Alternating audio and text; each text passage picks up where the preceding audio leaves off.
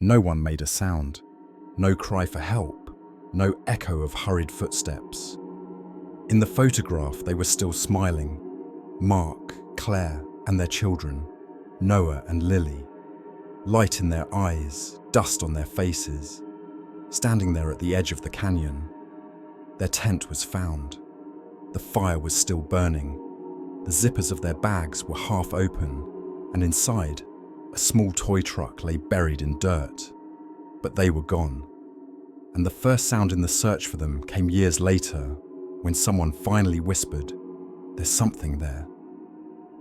Until then, everyone stayed silent, because speaking certain things out loud could get you into trouble. Now, get ready to dive into the depths of this story. And before we begin, make sure to like the video and subscribe to the channel, just to be sure we're not alone in this darkness. No one realized that morning would be different. The cashier at the gas station had said safe travels to them, without pausing, without even looking at their faces. As the first light of day painted the canyon pink, Mark ran his fingers over the steering wheel. Claire was folding the map in the passenger seat, and the kids were asleep in the back, curled up against each other. When the maroon SUV slowly veered off the road onto a dirt path, the radio was still on. The news spoke of heat waves and deaths. Mark turned it off. Silence spread through the car. For several kilometers, not another car in sight. The road narrowed. Gravel crunched beneath the tires, leaving behind a thin cloud of dust. At 7:34 a.m., he stopped the car for the last time, next to a weathered wooden post that read Tweep Trailhead. Beside it, an old sun-bleached metal box. Inside, a notebook and a half-used pen. Mark opened the lid, leaned over the book. Even as he picked up the pen, the sky was still beautiful, the wild birds still singing high above. Heading to find the hidden spring, Sanders, that was all. No return date, no phone number, only intent and curiosity. As he closed the notebook, he glanced at Claire. "Maybe a little too romantic," he said. She just smiled and adjusted her hat. Then a rustle behind them. Noah rubbed his eyes and stood. "How long will it take?" he murmured. Mark didn't answer, because he truly didn't know. The path was unmarked. The first few meters looked neat, almost inviting. Then the plants began to overgrow it. Some stones were loose, others moss-covered. With every step, more silence settled over them. At some point, even the birds stopped. Only the wind remained. And even that was impossible to understand. Noah walked ahead, swinging a long stick in his hand. Lily clutched her mother's hand. Mark lingered at the back, glancing over his shoulder now and then, because it felt as if someone else was there. By midday, the canyon's face had changed. The shadows grew harsher, the rocks redder. A silence like fire weighed down around them. At one point, Mark stopped, pulled a small water filter from his pack and drank. "We'll go a little farther," he said, "and rest there." But where there was, he didn't know. About an hour later, the path forked. One way led into a narrow valley, the other up a more open, steep slope. This had to be the old mine road mentioned in the notebook, but no sign marked it, just sun-bleached stones and dry grass. Claire said, "You decide." Mark chose the slope. They didn't speak for the first hour. They just climbed. They just sweated. It felt as though someone were watching them. But every time he turned around, nothing. After a while, Claire's breath quickened. Lily said she was thirsty. Mark stopped and pulled a bottle from his pack. That's when Noah let out a sharp cry. A rock had shifted and rolled down the slope. But what was stranger was the scrap of red fabric at Noah's feet. Mark crouched and picked it up. He recognized the stitching. It was from Lily's old dress. But what was it doing here? He looked at Lily. She shook her head, confused. Mark pocketed it, said nothing, because he sensed words wouldn't work here. They kept walking. The shadows grew longer, the rocks sharper. Mark thought about turning back over and over, but each time he said, "Just a little more," because turning back meant giving up. And then the sounds began. At first, just the wind, then rustling, then something like laughter, a pair of children's voices. Lily suddenly froze, her face white. She clutched Mark's fingers. "Dad," she whispered, "someone's singing." Mark narrowed his eyes, listening, and sure enough, from the other end of the canyon, a melody rose. Strange, old, a lullaby. "You are my sunshine, my only sunshine." Mark took a step. The sound stopped instantly. Everything fell silent, as if nothing had happened. Noah, voice trembling, said, "There's someone here." Mark couldn't reply, because he knew it was true. Someone, or something, was there. Then the canyon changed. The rocks seemed to have shifted. The path was no longer the same. As they passed through a narrow gap, Mark's flashlight caught a glint of something. A small toy truck, red, wheels still intact, covered in dust. Noah picked it up and looked at it. "That's not mine," he said. But Mark took it from him and slipped it into his pocket, because something was wrong, but he couldn't find the word for it. Time passed. The sun slowly set. The shadows grew even longer. They came to a valley, deep, dark, a pit in the earth. Mark tilted his head up. The sky was impossibly far. The silence roared in his ears. Claire stood beside him. "Is this the right place?" she asked. Mark didn't answer, because right or wrong no longer mattered. And then, at the far end of the canyon, someone appeared. Far away, silhouetted, a man, a red jacket, hood up, staring at them, but not moving. Mark stepped forward. The man didn't flinch. Noah whispered, "Who is that?" Mark still didn't answer, because he didn't know. For a moment, they just stood there, watching. Then suddenly, the man vanished, as if he'd never been there at all. Claire's face had gone pale. Lily was shaking. Noah had hidden behind a rock. Mark took a deep breath, because it was too late to turn back. That night they made camp. The fire barely caught. The wind blew wrong. The air was bitter cold. The kids huddled together. And that night, for the first time, the canyon spoke to them. At first, whispers, then laughter, then footsteps. Mark grabbed the flashlight and swept it around. Nothing.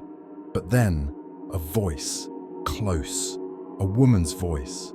"Just a little farther, just a little more." And then everything went black, as if the canyon itself held its breath, waiting for something that had already begun. When they woke at dawn, the campsite was a mess.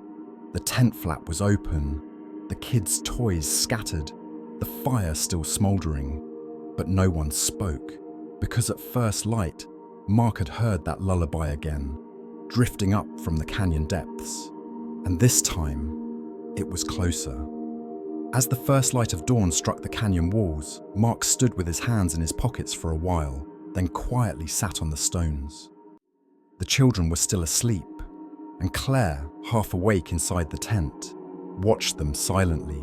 The wind lifted a thin veil of dust, and from within that dust, it almost sounded as if something else was whispering. Mark couldn't admit it to himself, but he felt it. Someone was watching them. When he zipped up the tent and began to walk around, he noticed the first oddity. The area around the tent, which they'd left untouched the night before, now seemed a little more closed in with stones and dirt, as if someone, or something, had wandered during the night, left traces, then withdrawn. He spotted a red ribbon wedged between the rocks, very similar to the red fabric scrap he'd pocketed yesterday, but cleaner. He picked it up with his fingertips and held it to his eye level. Instinctively, he looked behind him. Claire and the kids were still silent. This time, He didn't pocket it. He held it, studying it for a long while. It felt like someone, playing a game, was guiding them along a certain line. And the worst part was, he couldn't stray from it. Breakfast was quick and quiet. Noah didn't want to talk. Lily kept her head on her mother's shoulder, eyes shut. Only Claire seemed somewhat composed, though her expression was stone. Mark put out the fire. He scattered a final handful of dirt over the still smoking embers among the gravel. "We have to keep moving," he said. Neither Claire nor the kids replied. They just started walking. For a while, the path became more distinct, bordered by small stones, less thorny, less frightening. But that ease didn't last more than a few minutes, because after a turn, the path vanished. Only a faint trace remained, squeezed into a narrow crack, no wider than a shadow. It was as if the canyon had opened a door for them and then closed it again. Mark led, Claire in the middle, the kids behind. With every step, the stones crumbled further, their sounds echoing. Only the crunch of gravel beneath their feet could be heard.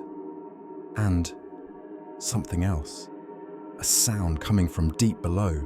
At first, he thought it was another song, because when Lily tugged on his sleeve and said, "Do you hear it, Dad?"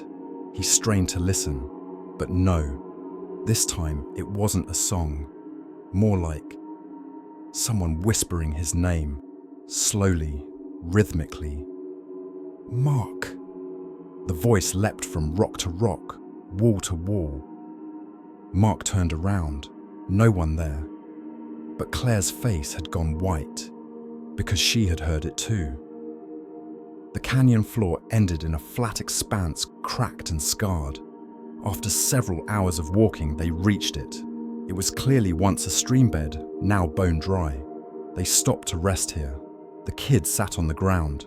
Claire pulled out water bottles. Mark knelt and peered into one of the cracks. It stretched deep into darkness. He picked up a small stone and dropped it in. For several seconds it clattered, bouncing downward. Then, a sound, not the expected clack, more like a faint rattle, a sound as though something had answered. "Is this the right place?" Claire's voice was so faint Mark had to look at her to understand. He shook his head slightly. "I don't know," he said. But inside, the word was yes. This was it. Whatever it was. While the kids played with stones, Mark wandered further. He watched the shadows between the canyon walls carefully. For a moment, he caught sight of a figure. He was sure it moved. A human shape, but thin, silent, a hood, a red jacket. Mark's heart raced. He stepped toward it, and the figure vanished, as though it had never been. But something remained on the ground instead. A small plastic blue bead. Mark bent down and picked it up. He knew it, from Lily's necklace. But her necklace was still around her neck. He looked up, looked at his kids. The necklace was indeed still on Lily, but now he held another one in his hand. By afternoon, the sky had clouded over. The canyon's color shifted, a mix of grey and crimson. As Mark looked up, a deep hum began. At first distant, then closer. He thought it was a helicopter, but it wasn't, because the hum began to turn into words, like a woman's voice. "This is ours." The rest was unintelligible, but it started over and over. "This is ours." Claire clutched the kids and stopped. "Let's go back," she said. Her voice was shaking, but Mark shook his head. "A little farther," he said, because he knew if they turned back now, they'd never know. When the sun was completely gone, lights appeared on the canyon walls. At first, Mark thought it was just his eyes. Then Claire saw them too, and Noah, a pair of blue lights, sliding down from above like shooting stars. They watched for a while, Then the lights disappeared behind the rocks. Darkness returned. That night, they made camp again. But this time, they didn't set up the tent. It didn't feel right. They built a fire in the open. When the kids fell asleep, Mark wandered a little away, and he heard it again. Footsteps, whispers, his name. At the base of a boulder, he stopped, and there he was, the man, in the red jacket, back turned, but closer this time. Mark whispered, "Who are you?" The man slowly turned his head, but there was no face, just a hollow. Suddenly, everything went silent. The man vanished, but something remained, carved into the ground. "Go deeper." Mark crouched, touching the earth with his hands. A thin smear of blood appeared on his fingertips, because there was something else among the stones, a knife, its edge stained red. He took the knife and slipped it into his pocket. But when he looked up, he saw it again, far off now, at the very top of the slope, the man in the red jacket watching them. And this time, he wasn't alone. 2 small children stood beside him. Mark returned, walked back to the camp, saw the kids asleep, Claire still awake. He sat quietly next to her, and for the first time, he whispered, "I think they're calling us." All night in his dreams, he heard the same voice, in a child's thin whisper, "Go deeper." By morning, he was resolute. Today they would leave the path behind, because there was no turning back anymore, and the things they had yet to see were waiting for them to see them. Even the first light of dawn couldn't reach inside the canyon. As the sky turned from grey to purple, a thin mist coiled among the stones. Mark looked up at the canyon walls, and it felt as though an eye was watching from above. The children were still asleep. When Claire woke, the first thing she said was, "Someone touched the tent last night." Mark's throat went dry. He looked into her eyes but couldn't find any words, because he too had felt a hand brush the tent, tugging at the fabric. But by morning, everything had vanished. They packed their things. Mark still remembered the word carved into the ground last night, "Go deeper." He gripped the knife in his pocket tightly. The faceless silhouette of the man in the red jacket was still in his mind. He had made a decision. They would go there, deeper.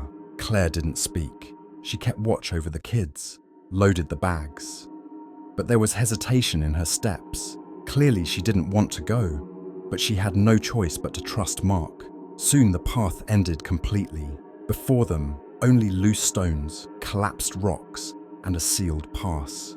But Mark didn't believe the path was over, because he could see traces in the earth, faint, almost invisible, but there, softly etched footprints, signs that someone, or several, had passed through recently. Small, bare footprints, like a child's. Mark moved ahead of the children, and Claire positioned herself between them as they descended. Slowly, carefully, they made their way deeper into the canyon. The path narrowed further. The stones pressed closer together. Pebbles and fragments of rock fell from above, the sounds echoing. Each step led them further into darkness. For a while, they heard nothing but silence, just breathing, footsteps, and the clink of stones. Then suddenly, Lily stopped. Mark turned at once. "Dad!" Her voice trembled. Mark's gaze followed her pointing finger, and there, wedged between the stones at a bend in the slope, he saw something. A scrap of fabric, a small blue ribbon. Again, but Lily's necklace was still around her neck. This was another piece. "Someone is watching us," Lily whispered. Mark didn't reply, but he felt it too. The weight of a gaze hidden among the canyon walls, as though it pierced right down to his pupils. Noah stopped as well. "Mum, let's not walk anymore," he said. Claire gathered the children in her arms, but Mark didn't stop. "A little farther," he said. because he had to reach it. Hours passed. The sun barely showed itself. The sky was completely overcast. The ground grew colder, as though icy air seeped from beneath the stones. At one point, the path opened downward into a cave, a dark, stone-framed mouth before them. Mark stopped here. This cave was what he'd been waiting for. He swallowed hard and looked back, but no one spoke. They simply began to enter. At first, the cave was narrow and low. The kids had to walk with their knees bent. But after a few meters, the ceiling widened and the silence deepened. So deep, even the sound of breath dissolved into the stones. Mark switched on his flashlight and swept it along the walls. Handprints like those left by children's fingers. Some black with soot, some like red paint. And carved into the wall was a phrase that made his hair stand on end. Everything returns. Claire recoiled. Her face had turned white. Mark. But Mark didn't look at her, because his eyes were fixed on a faint, flickering light deeper in the cave. A thin blue glow seeped from somewhere ahead.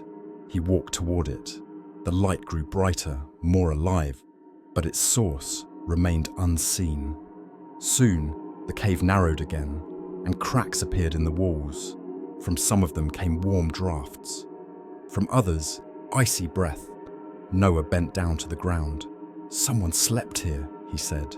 Mark crouched too. And yes, an impression in the earth scattered bone fragments.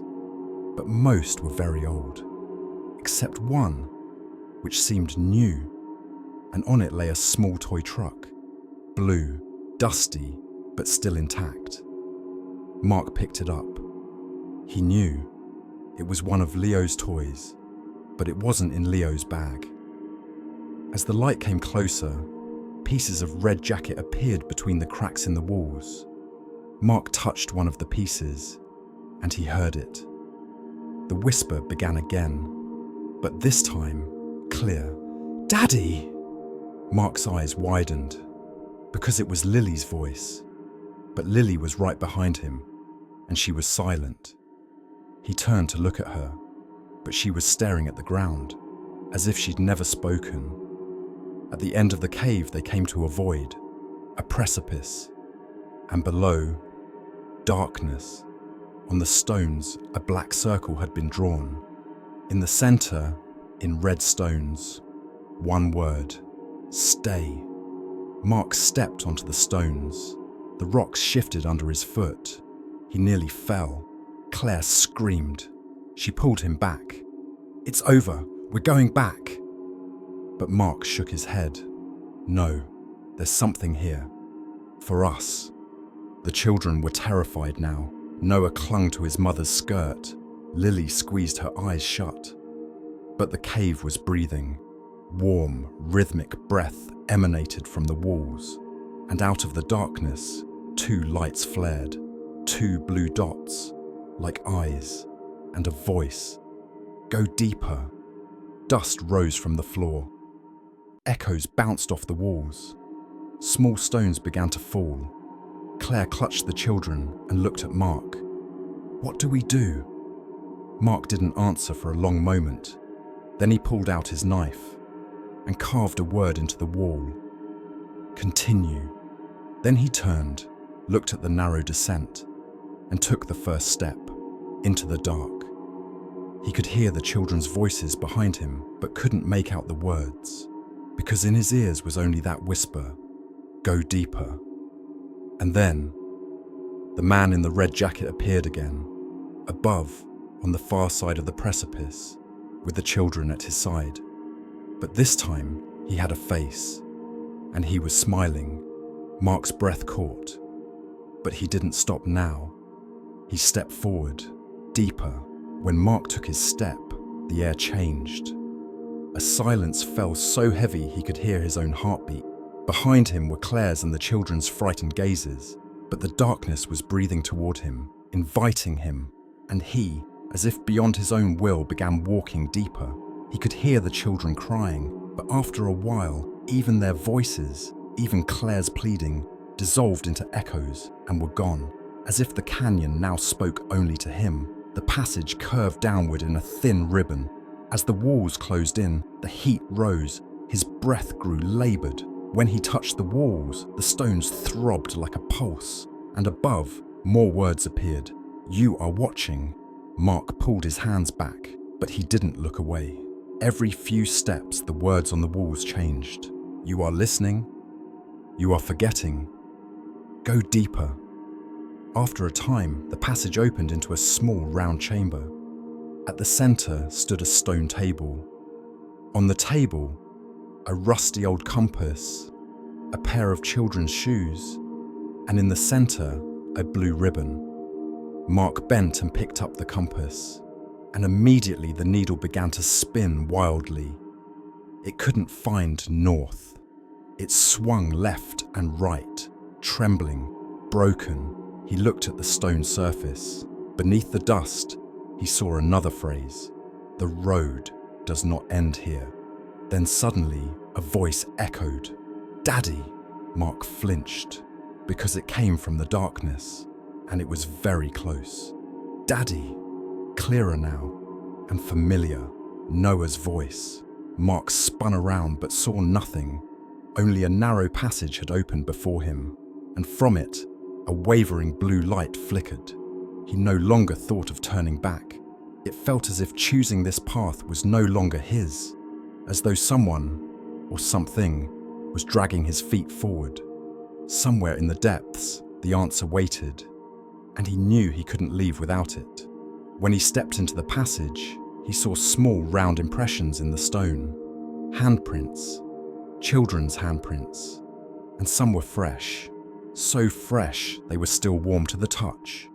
When the narrow passage ended, he emerged into a second cavern. This one was larger, its walls blackened with soot and covered in red symbols. Some looked like animals, others belonged to things that were not human, as though someone here had told a story, a very old story. Mark slowly reached out to one of the figures, a woman with 2 children beside her, and far off, a headless man. A shiver ran through him, because something in the image, it mirrored them. Just then, the air in the cave grew heavy. Fine dust began to rain from cracks above, and the whispers rose. Now they were very clear. "Go deeper, go deeper, go deeper." Mark rushed forward. His foot slipped, his hand scraped the wall, his nails dug in, and then a chasm yawned open before him. Hot air rose from it and struck his face. A small stone tumbled in and never made a sound. He dropped to his knees at the edge. There, across the gap, at the base of a wall, he saw something small, a toy truck, the same blue truck. But now its wheels were broken. It lay on its side. Mark reached out, but couldn't grasp it. When his fingers brushed the stones, another whisper came from within the wall. "I am waiting." And for the first time, he heard it. The man's voice. The man in the red jacket. Mark recoiled, but lost his balance at the edge. His ankle twisted. He fell to his knees. But when he looked up, across the chasm, there he was, the man in the red jacket. But this time, he had a face. Eyes black as night, lips white as chalk. And a single word left his mouth. "Stay." Mark squeezed his eyes shut, but he still heard the voice. "You belong here. Give them to me. You stay." Suddenly, the lights in the cave went out. The blue glow vanished completely. Only breathing remained, and the words carved into the walls began to shine. "Stay. Go deeper. Join us." Mark pressed his hands to the stones. He stood and made his decision. No, he had not come here to stay. He had come to take them back. He turned around. His steps quickened. As he climbed back up the passage, his breath was ragged. But when he emerged into the first cave again, Claire was still there, clutching the children, waiting. Her eyes glistened with tears. "What happened?" Without looking at them, Mark answered, "We have to leave, now." Claire's face went pale, because she too saw the shadow following behind Mark, the man in the red jacket. But this time, he was stroking the stones with his hands, watching them. Mark scooped up the children. Together they ran toward the cave's exit. Behind them, the sounds grew louder, clearer, no longer just whispers, now screams. "Stay! Go deeper! Join us!" But when they finally reached the mouth of the cave, Mark looked back one last time. The man in the red jacket was still there, and he raised his hand and traced a word on the wall. "You will return." Ice gripped Mark's heart, but he forced himself onward. He looked at Claire and the children. "Let's go." And for the first time, the wind from outside the canyon struck their faces. But Mark cast one last glance back, because he knew their story wasn't over here, and the canyon was still calling him. By the time they stepped outside, night had already fallen. The canyon stones had cooled, and the shadows stretched long and thin. The wind struck their faces like a fine blade, and a strange hum rose from the brush around them. Claire's arms were still wrapped around the children, but their eyes were still fixed on the dark mouth of the cave. They had made it out, yes, but none of them truly felt they'd escaped. Mark walked ahead, fists clenched, his steps sharp. He was trying to silence the word that still echoed inside his skull. "You will return." Climbing upward was even harder now. It was as though the canyon itself wanted to pull them back. Stones slipped, their feet wouldn't hold. The children were exhausted. Tears streamed silently down Claire's cheeks. But with each step, Mark repeated to himself, "It's not over. Not yet. But not today." After a while, the path widened and they reached the spot where they pitched their tent the first night. But something here had changed too. The tents were still standing, but what was inside? Someone, or something, had rifled through their bags, scattering their belongings. Mark bent down and picked up an item, a small compass. Its needle spun wildly, refusing to point north. Again, Claire's voice cracked. "Mark, what's happening to us?" Mark didn't answer, because he no longer knew. They tucked the children into the tent and Claire curled up beside them. But Mark did not sleep. He knelt at the entrance, staring into the darkness until dawn. He could swear he heard the canyon's faint hair-raising whispers in the wind, as though someone was walking between the stones, watching, moving in a rhythm so quiet they couldn't be heard. At one point, when he closed his eyes, he felt a breath at his ear and a clear voice. "Leave the children. You stay." Mark flinched, looked around. No one. But Claire, wide-eyed and awake, also saw a red shadow pass behind him. When morning came, even the sunlight couldn't dispel the gloom.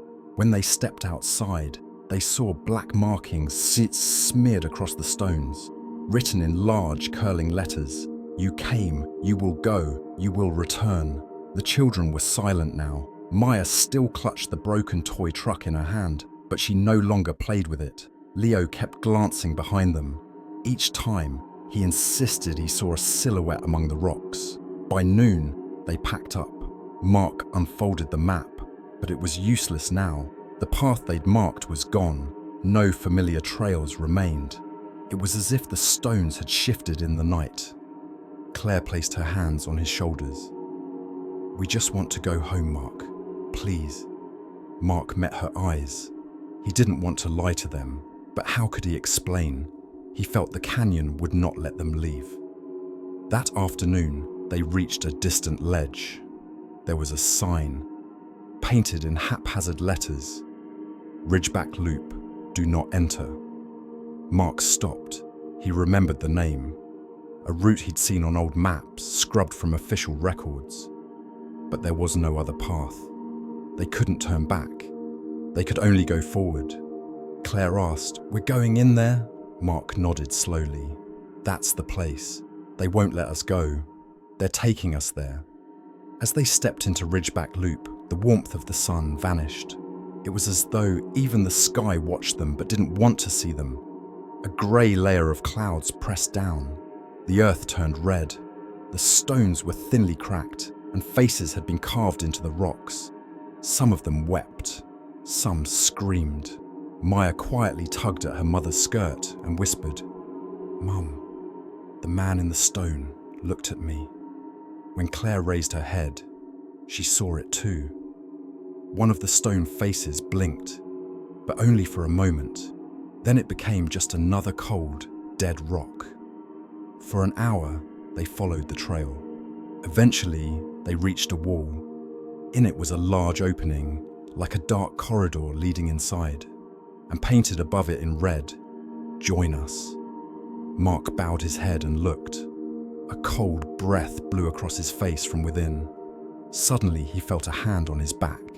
He spun around. No one. Leo screamed, "Dad! There!" When Mark looked back, the man in the red jacket was standing inside the hole, motionless. But his face was much clearer now, and his mouth stretched into a grin that reached his ears. Mark stepped forward, but Claire grabbed his arm. "No, you won't leave them." Mark looked at her. At that moment, he had two choices: leave them all here and go his own way, or take them with him and try to find a way through this darkness. He looked at the children. There was still hope in their eyes. He couldn't turn his back on them. He gathered them in his arms and stepped away. When night fell, they huddled in a small hollow they'd found, but sleep didn't come, because whispers rose from every corner. "Join us. Stay. You are here." Mark leaned close to Claire. "No matter what, I'll protect them. I promise." But in her eyes, he saw that she felt it too, that in this place, promises meant nothing, because here, silence ruled. Just before dawn, they woke to Maya's crying. Her fingers were stained red. Mark recoiled and looked. A part of the wall was glowing, and the word she had written with her tiny hands was still warm. "You came." Mark took her hands and cleaned them, but the prints still shimmered on the stone, fresh, as though etched not just into the rock, but into their minds. The next day, the path pushed them into an even narrower, more suffocating passage. Claire's breath quickened. The children were silent now. Everyone's steps slowed. Then came a moment. The canyon fell completely still. The wind stopped. The stones ceased their groaning. Only the sound of their hearts remained. And in that silence, a single word echoed. "You've reached the end." Mark stopped walking. He looked behind him at Claire, Maya, and Leo, but his eyes slowly drifted to the void, because right behind them, inside the wall, a pair of black eyes stared back at him, and the decision was already made. Mark's lips parted. For the first time, he spoke with his own voice. "You think it's over, but it hasn't even begun." And he took one more step into the darkness, because he knew, here, no one decided for themselves, and the canyon would, at last, give him his answer. The sun rose again, but its light was different here, because inside the canyon, even the sun seemed to lose its courage. It struck the wall in a thin red slice, then vanished quickly. What remained was only grey stone, a sharp cold, and nothingness. That morning, Mark no longer felt like a visitor, but more like an invited guest. Every stone, every crack, every gust of wind seemed to recognize him, and even when he realized this, there was no resistance left in him. It was as though this was exactly what the canyon had been waiting for. Ahead of them now was a staircase. Yes, a staircase, but not one any human hand could have built. Carved into the rock, its steps narrow, descending deep, etched with ancient symbols, as if someone had once gone down there, never returned, and never came back to say, "Be careful." Claire looked at Mark with hesitation. "Is that the right way?" Mark's voice was barely more than a whisper. "There's no road anymore, only a choice. Maya and Leo clung to their mother's hands and followed Mark. Each step pulled them deeper. The canyon's silence had grown thick now. Even their footsteps no longer echoed. When the steps ended, a vast gallery opened before them. It was eerily symmetrical. The ceiling split down the center with a deep fissure. Stone blocks rose here and there, like carefully placed statues. But strangest of all, the walls were covered with hands.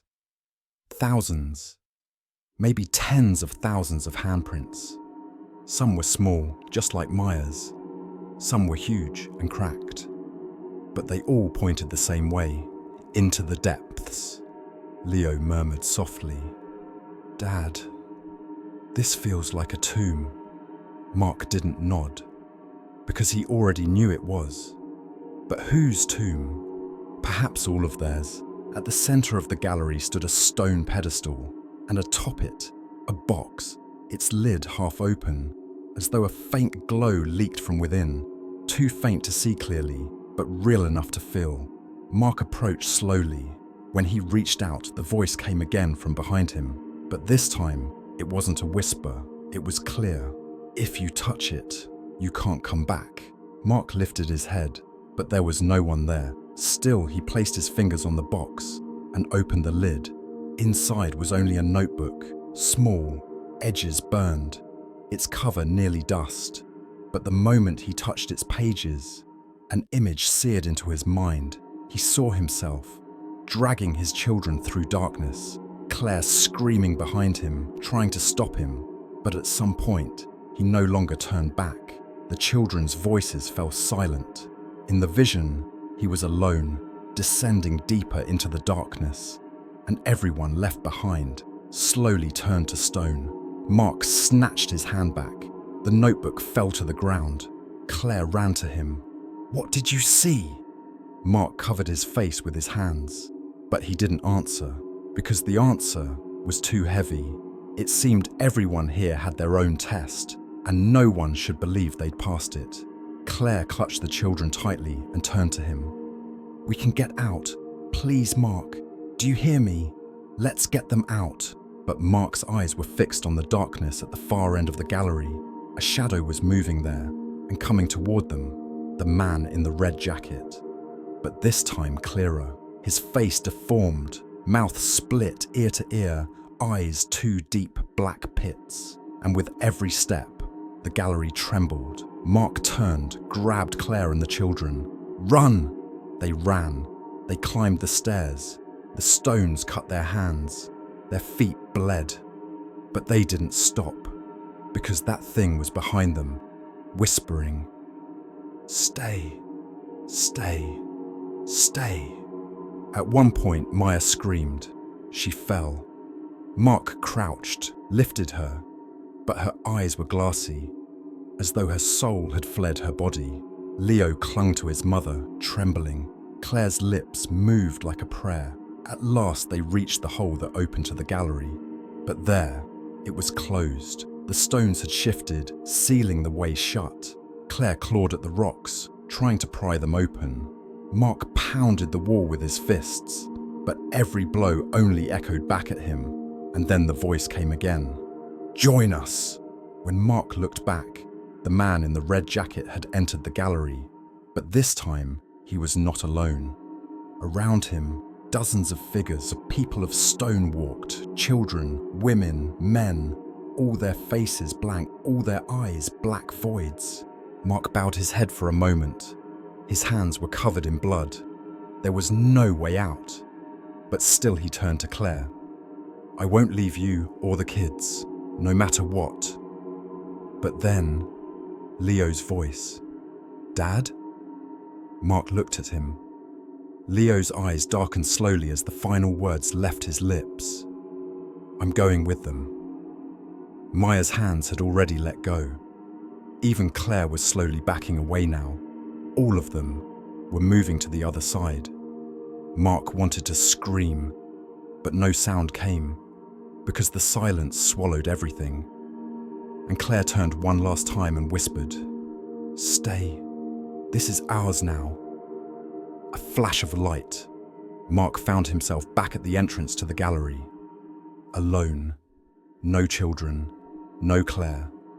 Only the man in the red jacket stood before him, and he lowered his head and whispered a single word. "Your turn." Mark closed his eyes. Slowly, he reached down and picked up the notebook. This time, he opened it and began to turn the pages. Each page showed a different face, familiar, known, perhaps never seen before. At the end, he came to his own face, but it was smiling, and it wasn't his smile. Mark took a deep breath and walked into the gallery. With every step, hands reached out from the walls, pulling him deeper.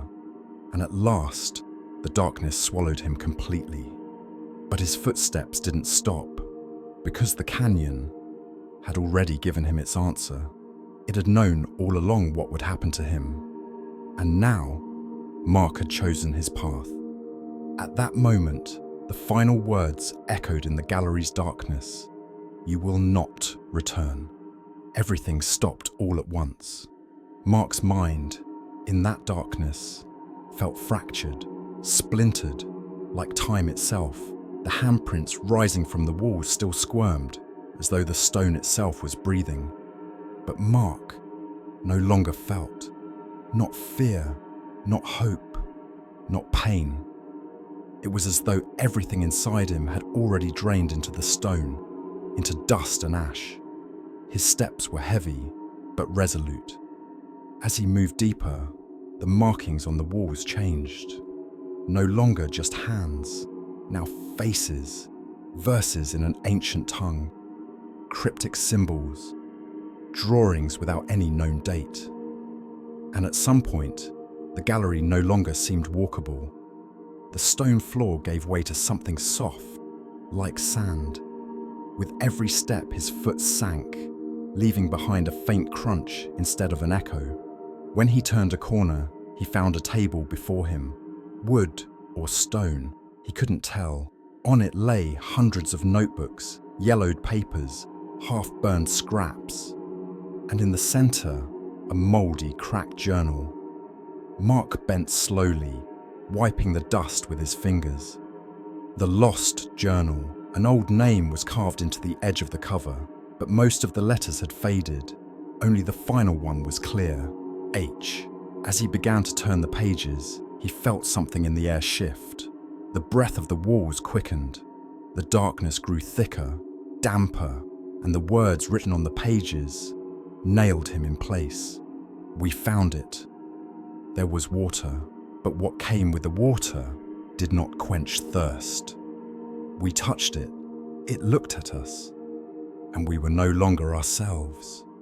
As he flipped through, strange images flashed before his eyes. His son's hands covered in blood, Maya's face frozen like stone, and Claire carved into the wall as a haunting figure. The next page began. When we saw it, there was no way out, but that was what we wanted. That sentence drove into his chest like a nail, the journal in his hands.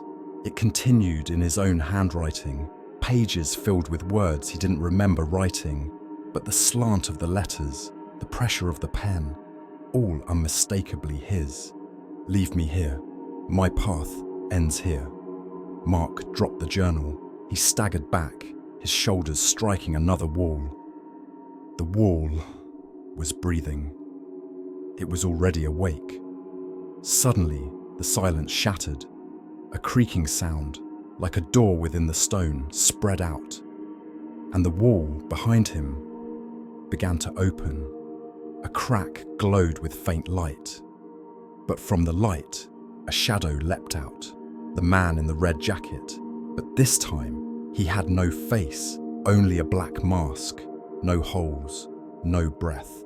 Mark locked eyes with the darkness, and he did not flinch, because in this story, his place had been clear from the beginning.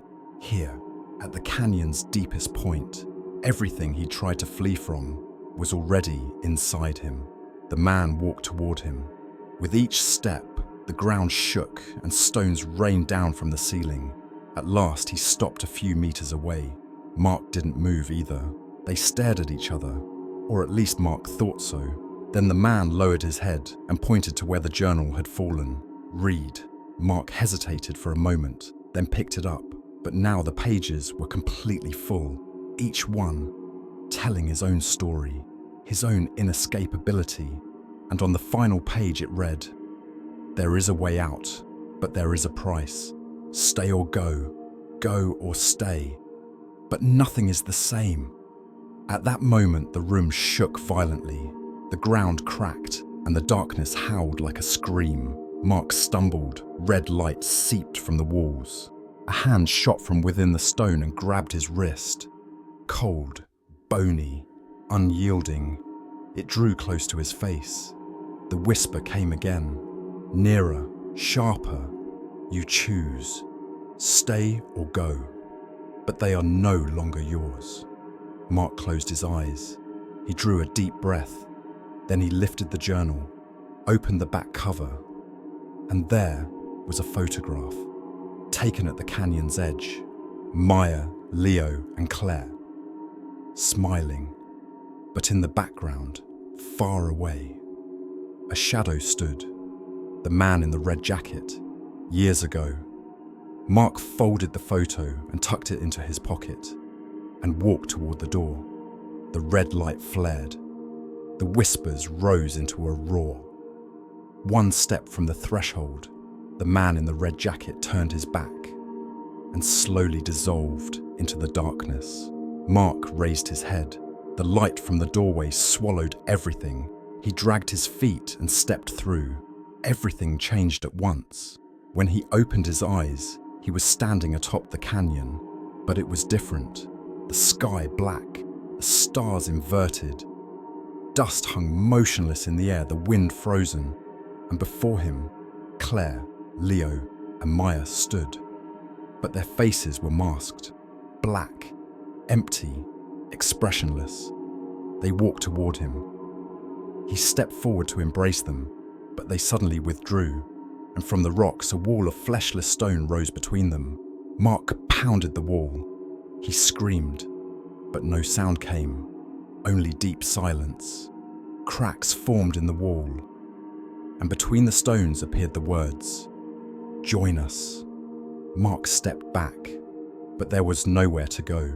He walked to the edge of the canyon. Below lay infinite darkness. Something like a river of red curled and flowed.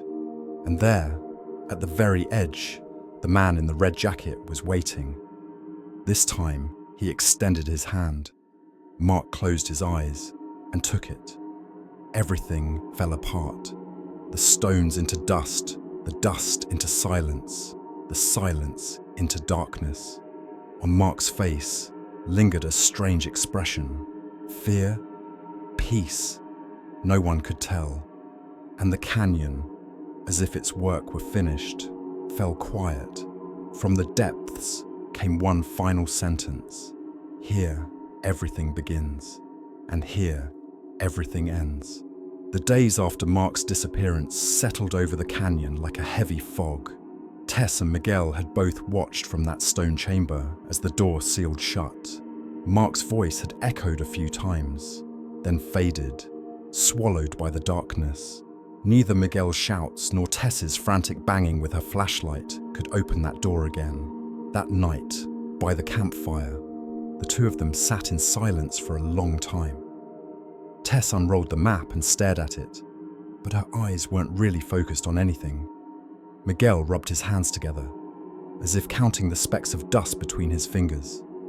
There was one thing they both knew. Mark had made a choice, but what it meant, no one knew. In the morning, Tess was startled awake by a strange hum. For a moment she couldn't understand it, but the sound wasn't wind.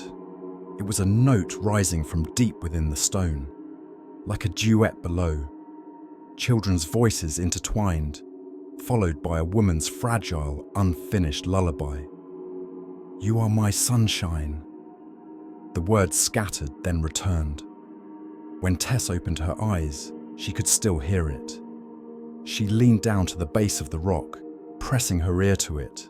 The stone was trembling. Something was calling from there. Miguel was already awake, packing their gear. Again? He asked without looking at her. You hear it, don't you? She replied. Miguel nodded tensely. Yeah, but this time it's different. Before setting out, they made a quiet decision. They weren't just going to leave. Maybe they couldn't bring Mark back, but they refused to leave without answers. They'd come this far. There was no turning back. Tess folded the map, pocketed her compass. Miguel tightened his pack straps and glanced back at the cave one last time. There were still handprints on the walls. Small hands, large hands, half buried in the stone, yet alive somehow. Most of that day they spent combing the narrow passages around the spot where Mark had vanished. The canyon had already devoured his trail. No footprints, no crushed underbrush, no scattered stones, nothing, as if Mark had simply been erased from the world. But Tess and Miguel pressed on. 1 hour, 2 hours, 3. At last, in a narrow cleft, Tess's flashlight beam caught something, half buried in the dirt, a keyring. On it, 2 small letters, MS Mark Sanders. Miguel crouched, brushed the soil away, and picked it up. It was freezing, as if it still held the chill of the stone itself. Tess stared at it for a moment, biting her lip. He was here, she whispered. Miguel looked up. What if he still is? They exchanged a glance. That question stayed lodged in both their minds. By afternoon, the air changed. A mist crept into the canyon. Dew clung to the stone walls. Their steps became slick. The stones crackled faintly as a thin trickle of water whispered between the rocks. Tess's heart quickened. There was a water source. Maybe this was the hidden spring Mark had been searching for from the start. Following the sound, they reached the end of the passage. There it was, a ribbon of water seeping between mossy stones. But it wasn't clear. It was a dull, greyish colour, and along its edges, a reddish sediment had gathered. Miguel scooped some in his hand, let it fall back without looking. Would you drink that? Tess crouched, touched the sediment. It left a sticky residue on her fingertips, but what caught her attention was the notebook leaning against the moss at the water's edge. Carefully, she picked it up. The cover was swollen, as if it had been soaking in water for ages. But there again were those familiar initials. MS. Scrawled in Mark's handwriting, another journal. Tess and Miguel sat quietly on the ground. They began to turn the pages carefully. The opening lines were familiar. A lost man's despair, his fear. But then the words shifted. Messier. Stranger. As if no longer Mark writing, but someone. Something else. The walls speak. The sound of water is actually their voice. They've always been here. Always. Before us. Now I am here too. Tess's hand shook. Miguel's forehead was damp. As the pages went on, the words lost coherence. Circles scribbled over and over, letters like a child's scrawl. Suddenly, Tess froze. In the center of one page was a blotch the same murky color as the water, but the stain formed a face. Maya's face. Small, smiling, a faint silhouette. Miguel reached over and shut the journal. Enough, he said. If we keep going, we'll end up like him. Tess didn't nod.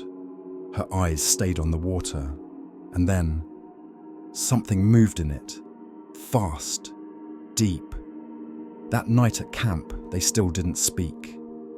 In the weak glow of the fire, the canyon walls seemed to press closer. Tess buried the journal deep in her pack, but every time the wind sighed, she heard something. Children's laughter, a woman's whisper. Miguel heard it too, but said nothing. That night, Tess couldn't sleep. She rose, took her flashlight, and walked away from camp. Back to the spring. In the dark, the water still flowed, but now, footprints lined the bank, fresh, and next to them, a handprint, Tess fell to her knees. She pulled out the journal, turned to the last page, and there it was. "You found me."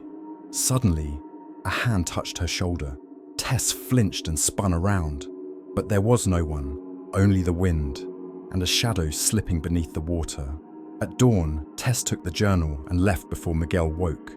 She returned to the water, tracing the handprints, the footprints, examining everything.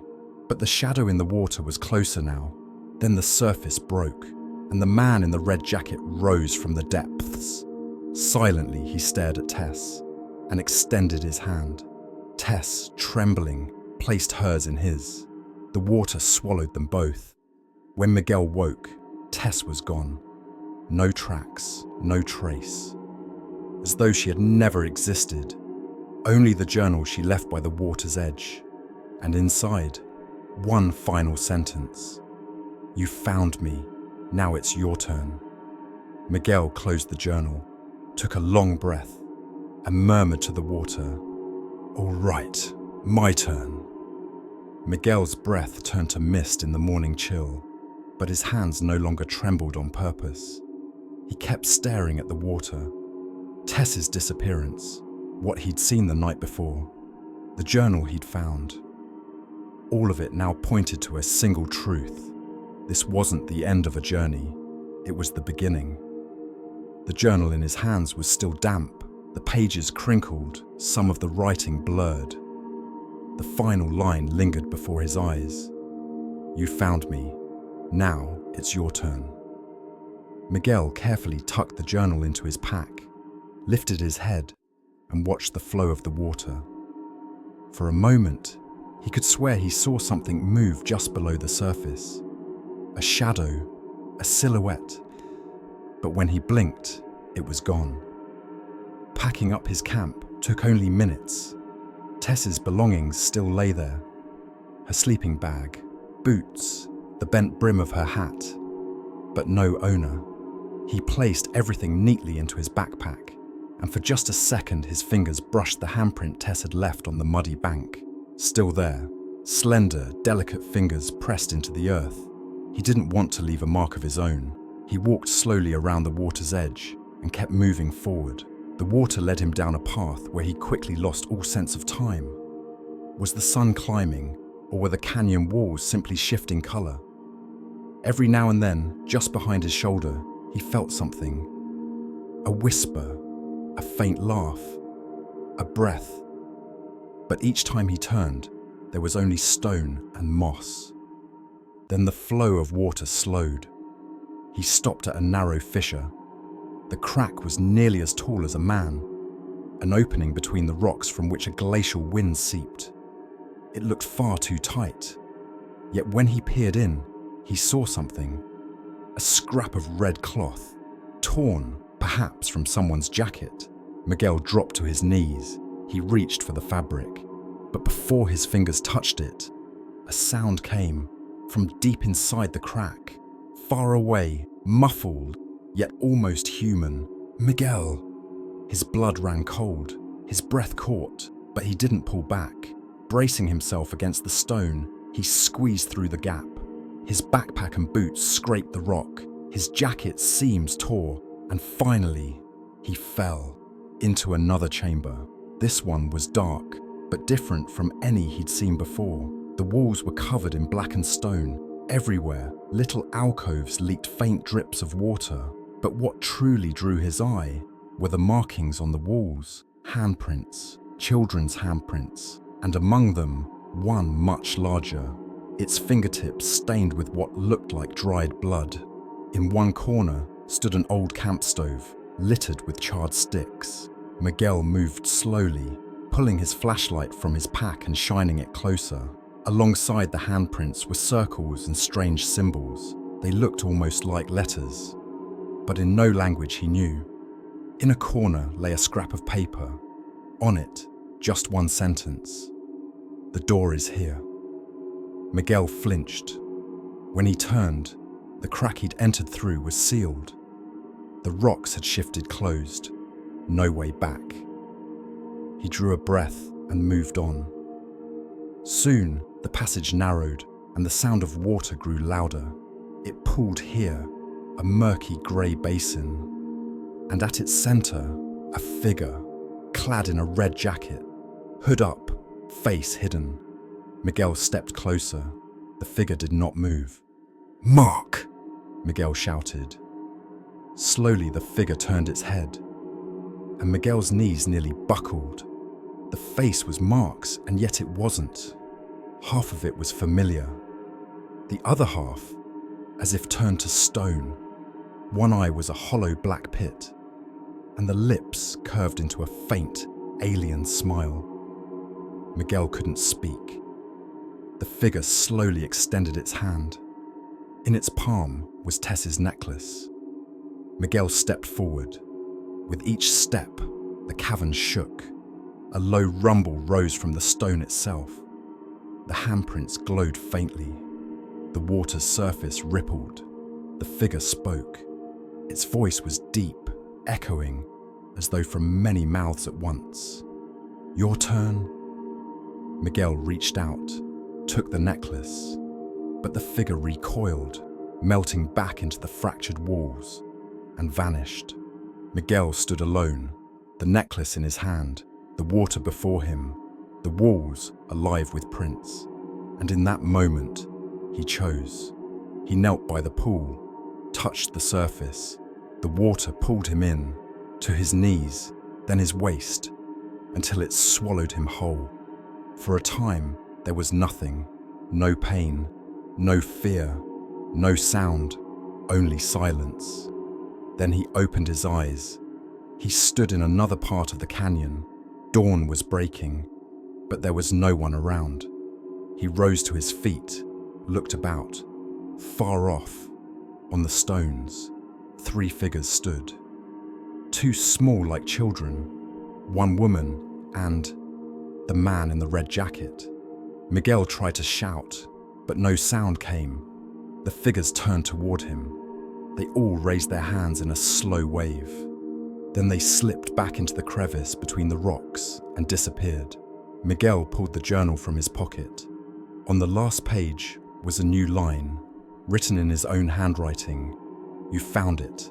Now it's yours." He lifted his head. The canyon was silent, but from somewhere deep below, a voice was still calling him. And now he understood what it meant. He sank to his knees, running his fingers over the canyon walls. Where his fingertips pressed into the cracks, the stone seemed to breathe. With each touch, a faint hum rose around him. At last, he found a dark fissure. It felt as though it had been waiting for him all along. He tucked the journal away, hung the necklace around his neck, and stepped inside. As he passed through, his fingers brushed the walls one final time. A warmth bloomed beneath his touch, and in his ears, a whisper rose. "You're one of us now." As his eyes adjusted to the dark, a faint smile crossed his face, because he finally understood. This was his place. The canyon fell quiet once more, but Miguel's disappearance was only the beginning of another story. Deep in the canyon, Miguel was no longer alone. With every step he took, a faint, murmuring chorus rose behind him, whispering, mumbling, sometimes even laughing. The cracked crevice led him into a new space. It wasn't a cave, nor a room, but more like a hidden hall, buried deep within the canyon itself. The ceiling stretched too high to see. The walls were still covered with handprints, but now all of them glowed faintly, as though the cave itself was breathing, alive. Somewhere, water dripped, and each drop rang out like a bell, filling the room with sound. For a moment, Miguel stopped walking. He reached into his pocket and pulled out the journal. On the final page it read, "You found it. Now see the end." The end. A shiver ran through him. But turning back wasn't possible. The passage behind him had already closed. The only way was forward. As he pressed on, the handprints on the walls began to fade, replaced by symbols, circles, arrows, fingerprints, triangles. And then, At the far end of the chamber, a stone pedestal rose. On it, something rested. Before he even drew closer, Miguel knew what it was. A red jacket. And inside it, someone.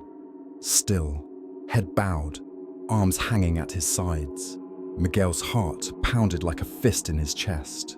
Step by step, he approached. With each step, the face became clearer. Mark. Mark's face was eerily calm. His eyes were closed. His lips didn't move, but Miguel could sense he was still breathing. He placed his hands on Mark's shoulders and gave a gentle shake. Mark's head slowly lifted, and at last, his eyes opened. In that instant, all the whispers fell silent. It was as though the whole world held its breath. One of Mark's eyes was still black, but the other now glowed a pale, piercing blue. "Welcome," Mark said. His voice ran through Miguel's bones. Deep, echoing, yet undeniably human. "You're here. They chose you, and they won't let you go now." Miguel's voice cracked. "What is this? Where's Tess? The kids? Elena?" Mark tilted his head. And then, from the shadows at the edge of the stone room, 3 figures emerged. Tess, Elena, Maya, and Leo. But thinner now, quieter, more translucent. They looked at him, but there was no fear in their eyes, no pain, only acceptance. "This isn't an ending," Mark said. "This is a choice. We made ours. Now it's your turn." Miguel froze, his gaze locking on Tess. There was still a familiar glimmer in her eyes. "I want to leave," Miguel said. "I want to get out." Mark's lips curved into a faint smile. "No one leaves."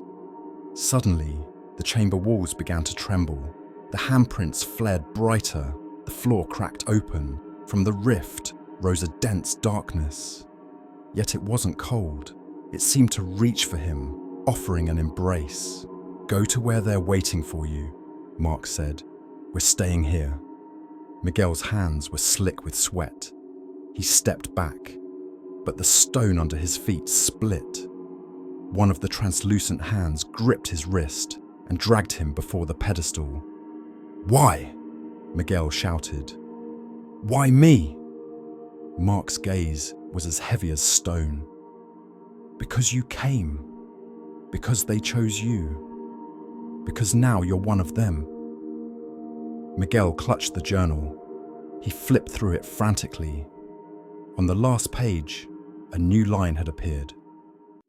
"Stay with them or go back, but pay the price."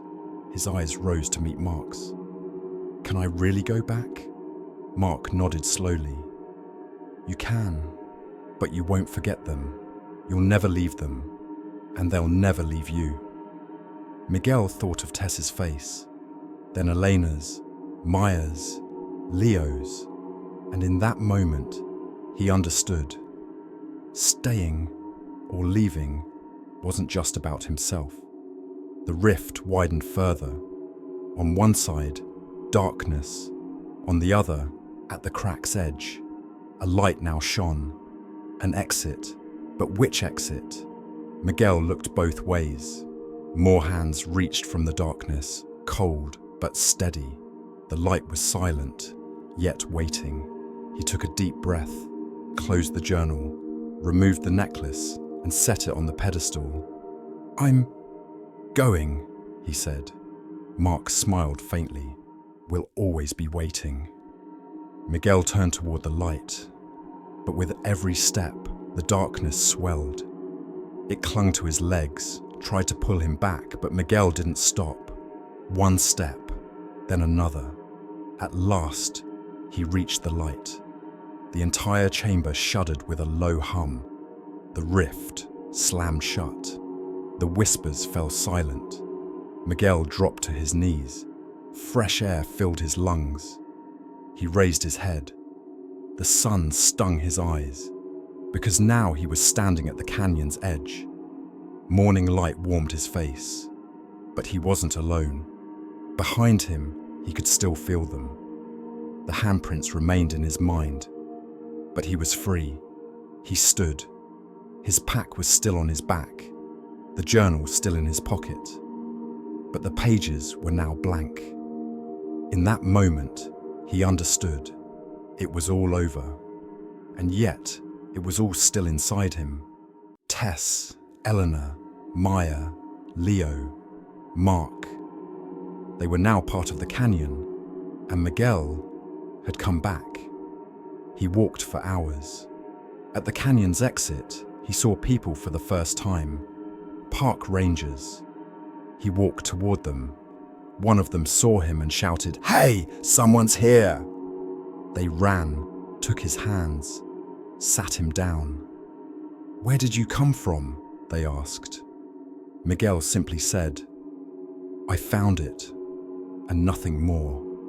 Weeks passed. The newspapers wrote of his return, lost researcher found after months. But Miguel never spoke, not to the police, the journalists, the officials, not to anyone. The journal still lay in his pocket, the necklace still with him. And every night, before sleeping, he added one final line to the journal. "They found me, and I came back, but they're still there." One morning, sitting on his balcony, he took the journal out, looked at the last page. It was blank, but slowly, as he watched, words began to write themselves. "We're always waiting." Miguel closed the journal, looked at a photo of the canyon, and whispered one last time, "Thank you," because now he knew the canyon always takes you back, but sometimes it lets you go.